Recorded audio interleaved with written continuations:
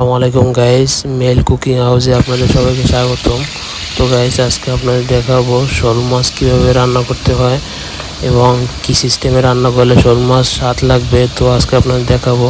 প্রথমে আমরা শোল মাছগুলো ভালোভাবে ধুয়ে এবং হলুদ মরিচ মিক্স করে নিলাম। তারপরে তেলটা গরম করে তেলের ভিতরে এটা ছেড়ে দিলাম।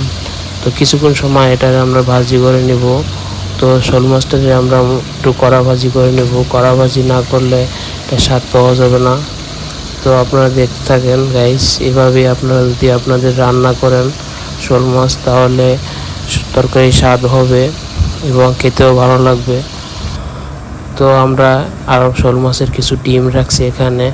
তো এই ডিমটাও আমরা এই মাছের ভিতরে দিয়ে দিলাম এবং ডিমটাও আমরা ভাজি করে নেব। তো ডিমটাও আমরা কিছু হলুদ মরিচ মিক্স করে নিছি। তো আপনারা এইভাবে সুন্দরভাবে হলুদ মরিচ মিক্স করে আগে মাছগুলো ভেজে নেবেন। আমি পেঁয়াজ মরিচ কিছু পরিমাণ কেটে নিলাম। তো পেঁয়াজ মরিচগুলো কেটে নেওয়ার পরে তো আমাদের মাছ ভাজি হয়ে গেছে। পেঁয়াজ মরিচগুলো আমরা ছেড়ে দিলাম। তারপরে এখানে লবণ দিলাম কিছু পরিমাণ, হলুদ মরিচ যতটুকু প্রয়োজন আমরা মশলা এখানে দিয়ে দিলাম। তো মশলাটা দিয়ে দেওয়ার পরে এখন আমরা এটা ঢেকে দিব।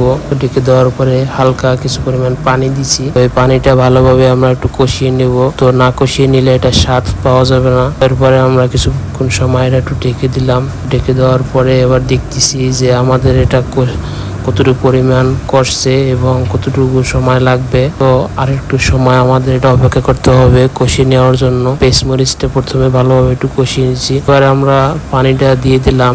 তো যতটুকু পরিমাণ ঝোল দরকার ততটুকু পরিমাণ ঝোলটা দিয়ে দিলাম। এরপরে আমরা মাছটা ছেড়ে দিছি জলের ভিতরে। তো যতটুকু পরিমাণ আপনার জলের প্রয়োজন ততটুকু পরিমাণ দিয়ে দিবেন। তো আমার পরিমাণ মতো আমি জল দিয়ে দিছি।